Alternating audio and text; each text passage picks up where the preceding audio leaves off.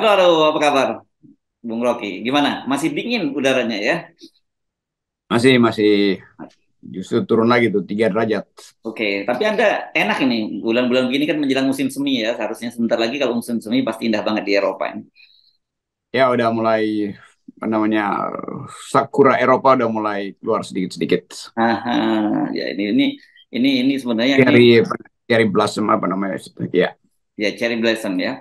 Oke, jadi memang ini paling indah Eropa kalau musim semi. Oke ya, Anda beruntung dalam perjalanan begini masih dapat musim dingin dan menjelang musim semi. Oke, kita ngomongin kalau di kita musim panas, bukan hanya panas panas musim panasnya, tapi musim panas politiknya juga. Jadi cocok Anda bener ngadem dulu ke Eropa. Ya, pemanasan politik biasanya dimulai dengan pemanasan di lapangan hijau sepak bola gitu loh. Iya, iya betul. Nah, ya itu saya kira yang saya ingin aja Anda aja ngomong ini Pak Jokowi betul-betul menghadapi dilema ini soal Piala Dunia U20 yang harusnya itu drawingnya itu tanggal 31. Jadi 2 hari lagi dari sekarang. Tapi sampai sekarang penolakan itu mungkin kalau cuma penolakan dari kalangan umat Islam Pak Jokowi nggak bingung. Tapi yang ini nolak yang langsung adalah partai politiknya dan all out kelihatannya PDIP. Tapi sebelum itu kita ngomongin dulu karena siang nanti itu kan ini akan jam 2 rencananya Pak Mahfud MD itu akan hadir di Komisi 3 dan situasinya juga panas juga itu. Sebelum itu kan kayak Pak Adu Tinju juga ada tantang menantang sebelumnya. Saya kira soal Pak Mahfud itu udah pasti Mahfud akan memenangkan pertandingan. Oh gitu ya. Karena Mahfud bagaimanapun dia tahu rahasia dari angka-angka itu. Dan Mhm. Mahfud bisa siksak aja ngoceh di situ. Mhm. Dan DPR pasti akan seolah-olah mau mencecar Mhm. dan akan kasih umpan-umpan palsu tuh. Nah, Mahfud bahkan mampu menghindar dari umpan-umpan palsu. Tapi Mhm. yang lebih unik lagi adalah kesempatan untuk memberantas korupsi, walaupun itu isu yang masih samar, itu hilang justru karena dihalangi oleh partai politik kan. Jadi Ya. di depan mata kita itu terlihat partai politik justru menghalangi upaya untuk menjelaskan bahwa itu di belakang angka 349 triliun itu potensi korupsinya ada, minimal potensinya itu. Jadi Mhm. terlihat bahwa paradoksnya justru diajukan oleh partai politik. Karena itu kita selalu menduga bahwa partai politik ada di dalam bagian itu tuh. Jadi itu intinya tuh. Jadi dari awal sebetulnya publik sudah merasa bahwa partai politik ini berupaya untuk menutup-nutupi kasus yang sangat mungkin juga melibatkan beberapa tokoh ketua-ketua partai politik. Ya. Jadi apapun hasilnya ya nanti itu Pak Mahfud tuh kalau di mata publik dia menang secara moral ya sekarang ini sudah ya Bung Roky ya. Iya, mau dipindahin kemanapun lapangan bolanya tetap, sorry, lapangan bola.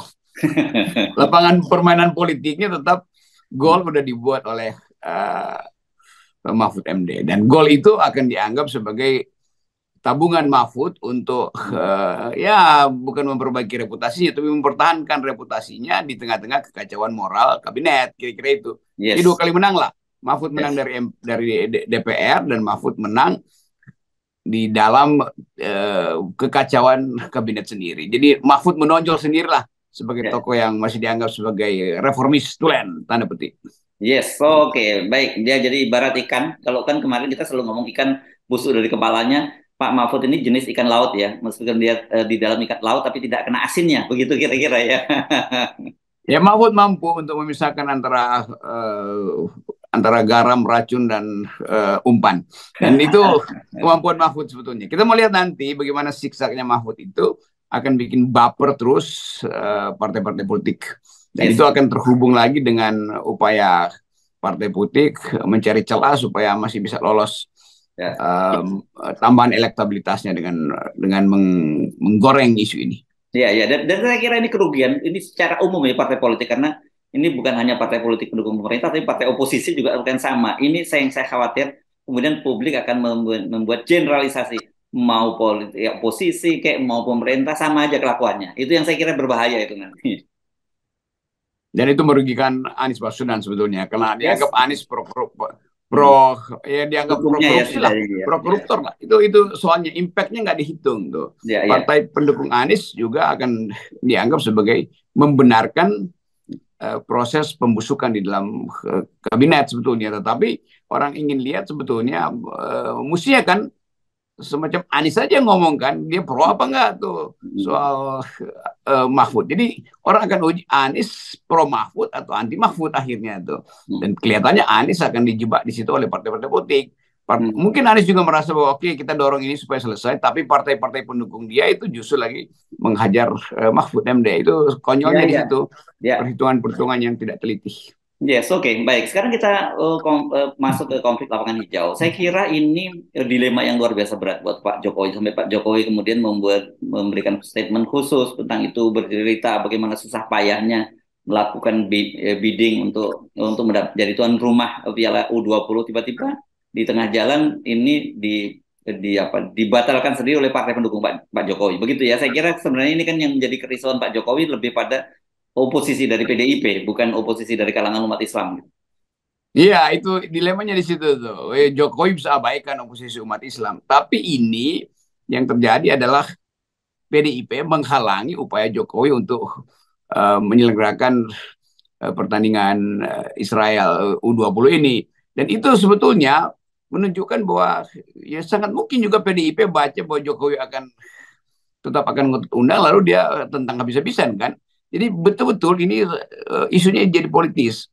Upaya PDIP untuk melecehkan presiden, ya sebut aja itu upaya pelecehan PDIP terhadap keputusan Presiden Jokowi itu, dan itu dilakukan dengan cara yang betul-betul mencengangkan bahwa PDIP kok tiba-tiba jadi punya sayap Muslim dan berupaya untuk memperlihatkan bahwa ya ini soal Palestina itu adalah soal kepentingan umat Islam tuh. Padahal sebetulnya ini nggak ada hubungannya di situ tuh. Ini kan ya sport, politik ya politik. Dan itu yang membuat kita menganggap urusan Israel ini betul-betul upaya PDIP untuk menjerumuskan Presiden Jokowi sebetulnya tuh. Kira-kira itu intinya. Kira satu paket, bukan hanya Pak Jokowi, Erick Thohir yang jadi ketua umum PSSI yang juga sedang berjuang untuk Pilpres 2024, dan saya kira ini kan jadi panggung utama Erick gitu ya menuju 2024, itu bisa juga dibatalkan oleh PDIP. Betul, jadi itu kira-kira impactnya begitu. Jadi kalau lagi main biliar tuh Jokowi yang disodok, Erick Thohir bola putihnya masuk tuh, dan itu artinya dia drop di situ. Dan kita tahu memang Erick Thohir berupaya untuk memperkuat posisi elektabilitasnya melalui persepak bolaan. Justru di situ taruhan pertama Erick udah batal gitu kan. Jadi sebetulnya konyol juga Erick karena memaksakan menjadi ketua PSSI tanpa lakukan analisis jangka panjang tentang proses yang sekarang kita alami itu. Jadi kemampuan Erick untuk memprediksi persepak bolaan ternyata tidak mumpuni, apalagi dia memprediksi dirinya sendiri untuk jadi presiden, itu lebih konyol lagi tuh. Kan sejak awal kita ingatkan ketika waktu Erick Thohir maju jadi ketua umum PSSI itu, bahwa PSSI ini memang betul olahraga, ini bola ini olahraga paling besar di penggemarnya di Indonesia, dan itu memang menjadi panggung besar. Tapi kalau salah dia bisa kejeblos dalam kasus seperti Iwan Bule gitu. Dia kan kita tahu dia juga menggunakan politik untuk elektoral dia di tingkat lokal lah di Pilkada Jawa Barat gitu. Tapi gara-gara satu peristiwa di Kanjuruhan itu berantakan semua. Dan saya kira ini bisa jadi ujian pertama Pak Erick nih. Pasti dia tidak menyangka bahwa panggung besar itu bisa jadi panggungnya roboh gitu. Dan itu dampaknya bisa luar biasa. Oh, itu kita angkat jempol lah pada PDIP dulu. Dia timpa, sekali dia tendang bola, gol langsung 2 tuh. Pak Jokowi gol, Erick Thohir juga gol kan. Itu enaknya tuh. Jadi PDIP mampulah, walaupun PDIP kemudian dinilai, ya ini juga PDIP cuma mencari panggung juga sebetulnya. Tetapi yang langsung kena itu adalah, kan semua mau cari panggung, PDIP mau cari panggung dengan seolah-olah pro Muslim. Demikian juga Erick Thohir mau cari panggung supaya elektabilitasnya naik, dia mesti pamerkan bahwa dia mampu untuk menyelenggarakan U20 ini. Demikian juga Pak Jokowi, tetapi bolanya itu dari Erick Thohir, dari Jokowi, dia mental ke Erick Thohir, jadi dua-duanya kena strike oleh PDIP itu. Oke, saya kira dengan sikap PDIP itu, lepas dari argumen mereka bahwa ini soal Bung Karno dan sebagainya, kita pastikan ini berkaitan dengan elektoral ya itu. Dan ini saya kira makin menegaskan, membuat kita mendapat gambaran bahwa kelihatannya serius banget PDIP akan mencalonkan kadernya sendiri untuk Pilpres 2024 nanti, dan ini adalah upaya dia mulai merambah ceruk pasar Islam gitu ya. Ya, itu sangat jelas terbaca bahwa Hmm. soal Israel itu diupayakan sebagai sinyal pertama PDIP bahwa dia akan punya kader yang juga akan minta dukungan dari konstituen pemilih Muslim. Dan saya kira diputuskan dengan baik di situ supaya terlihat bahwa PDIP bukan partai yang kira-kira dulu dianggap sebagai partai yang terus memusuhi umat Islam. Jadi kelihatannya ada permainan politik bagus di situ, dan itu menunjukkan bahwa akan ada calon khusus dari PDIP yang akan mungkin didampingkan pada atau didampingi oleh wakil presiden dari kalangan Muslim. Kita nggak tahu tuh. Mungkin kita bisa duga-duga atau Mahfud atau Yusri sama Hendra. Kita cuma bisa menduga ya. Ya, ya, ya, ya. Ya kalau sekarang elektoral yang paling top pasti Mahfud MD lah kalau sekarang ini Bung Rocky. Jadi mulai terbaca seperti walaupun ini analisis FNN selalu tuh, Ya. dan Hmm. cuman mungkin itu terjadi karena dalam politik anything goes, apapun bisa terjadi itu. Hmm. Karena Mahfud lagi beredar dan PDIP mungkin merasa oke, perjodohan mungkin antara Puan dan Mahfud tuh. Tapi nama nama Pak Yusril juga ada di situ karena Hmm. Yusril juga kritisi pemerintah, kritisi Jokowi, tiba-tiba jadi kritisi Jokowi kan. Dan Hmm. itu juga potensi untuk diambil oleh PDIP. Dua-duanya adalah dekat dengan pemilih Muslim, baik Mahfud maupun Yusril Isam Hendra. Ya, dan saya kira ini apa ya, bagi kita sebenarnya kalau positioning kita di FNN sebenarnya bagus kalau memang PDIP itu mulai lebih mendekat ke Islam gitu. Tapi harus genuine gitu ya, Bung Rocky. Bukan hanya karena agenda menuju Pilpres atau Pemilu 2024 ya. Harusnya begitu. Jadi semakin ke tengah kan yang kita kita inginkan itu ya. Nah, itu kalkulasi kita kemarin kan begitu bahwa PDIP semakin ke tengah, Hmm. PKS juga memang udah mulai ke tengah. Jadi akan terjadi realignment sebetulnya. Yang paling unik kalau tiba-tiba Ibu Mega berpikir bahwa oke, Soekarnoisme tetap harus dipertahankan karena itu satu-satunya adalah Puan, tetapi Soekarno juga tidak anti Muslim dan Hmm. Soekarno selalu mengkaitkan antara Soekarnoisme dan Islamisme itu. Ya. Bahkan Marxisme dan Islamisme pernah Hmm. diucapkan Bung Karno. Jadi kira-kira itu. Dan ini menarik betul kalau akhirnya pasangan itu dideklarasikan sebelum 1 Juni Hmm. bahwa PDIP akhirnya memilih kader dari dalam yang memang darah Soekarno secara ideologis maupun biologis, tetapi akan didampingi oleh wakil presiden dari kalangan umat Islam. Wah itu, ini kita baru bikin prediksi-prediksi ajaib nih ya. Ya, ya, ya, ya. Sama Tetapi tentu seperti saja menebak skor. tapi kita dorong ya bahwa bahwa sekarang itu dalam dengan kondisi Indonesia seperti ini harusnya semua didorong ke tengah gitu ya, jangan terlalu yang satu ekstrem ke kiri, yang satu ekstrem ke kanan. Dan saya kira itu yang selama ini yang terjadi kan, pembelahan itu terjadi karena itu kan.